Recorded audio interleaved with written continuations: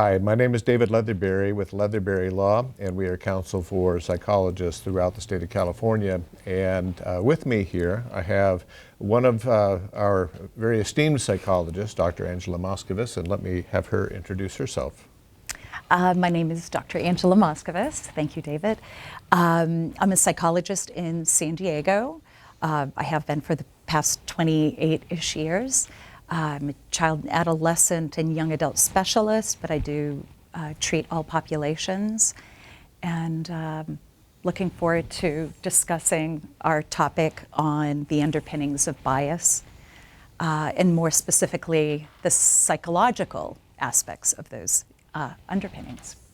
And and let's start with, actually, you shared with me something just before we began this afternoon, talking about the psychological underpinnings of bias, about an experience you had with an Uber driver on the way. I did. I did, not more than 45 minutes ago.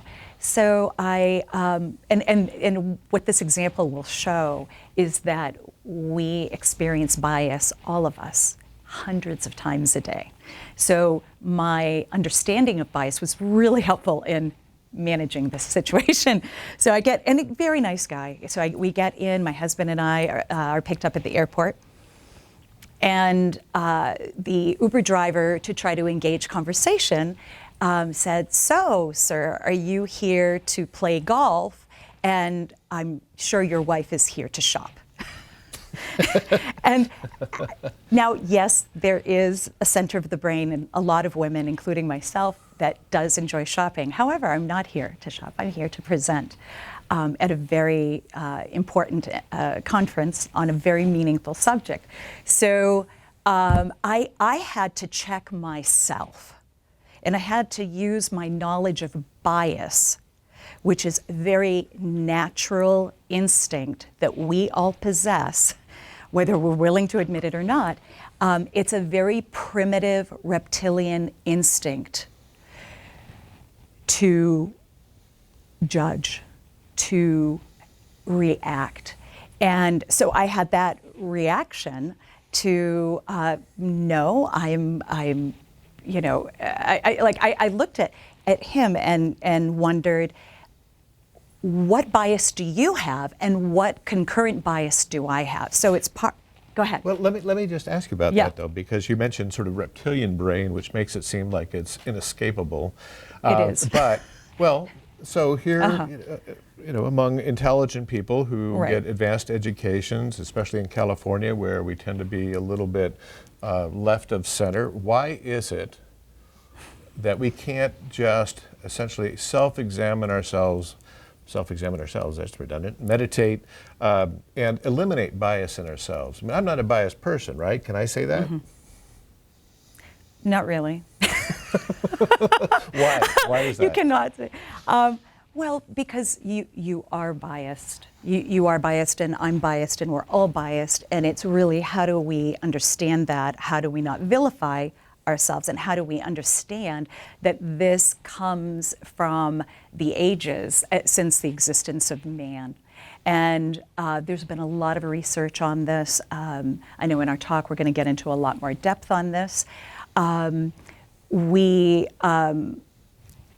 And are you talking about the two, essentially there's reflexive thinking, for lack of better terms? Well, right. There's an author who found a way of conceptualizing how we respond to everyone and everything. And it's type 1 and type 2. Type 1 is just that instinctual, just automatic response to any given situation. The second one is one where there's more intentional thought.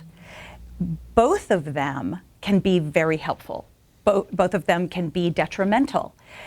Our instincts, like if I'm leaving the office late at night, right, and I hear and I'm leaving late, and often I'm leaving late at night, and I hear a rustling in the bushes, I may scurry to my car, make sure my keys are out, and lock the door immediately. And it may be a lizard in the bush.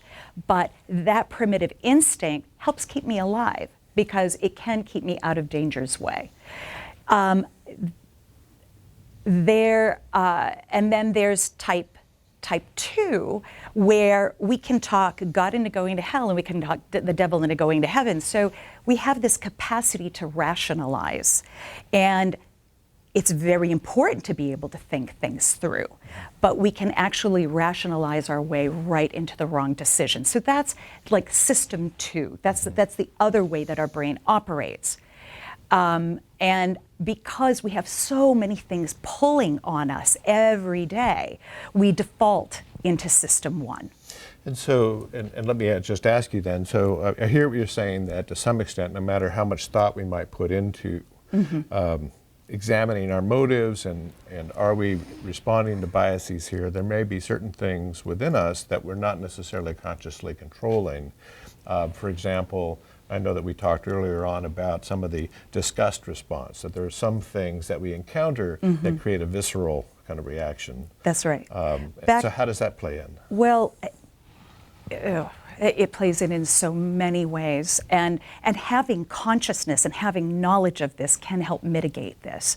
So this is a very core survival instinct mechanism in our brain, and it comes back from the hunter-gatherer, and where they would avoid spoiled food or infection, or so we have this disgust response to help us survive. So for instance, if someone is intoxicated, for example, and they have vomited, we're very quick often to assert that maybe they were drunk, and that can very much influence how we perceive and deal with that individual.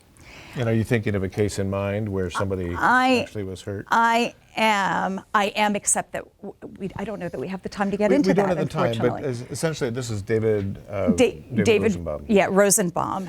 And this was an individual who was an acclaimed journalist who was found after an assault lying on a sidewalk.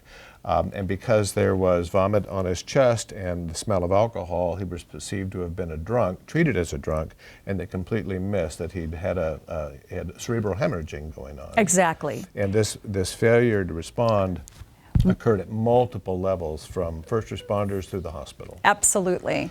And there's a bias called anchoring bias, where you make a quick judgment and that's your final judgment. So what happened is it went from the firefighters to the police to the EMTs to the hospital, to the point where there was so much delay in his care due to the disgust response. And after much investigation, they did discover that was probably the central issue that kept so many good people, so many extraordinary professionals from investigating his situation adequately, which led to his ultimate passing. He died as a result. Yeah. You know, you're reminding me, actually, just in the legal system, ways that this comes to play.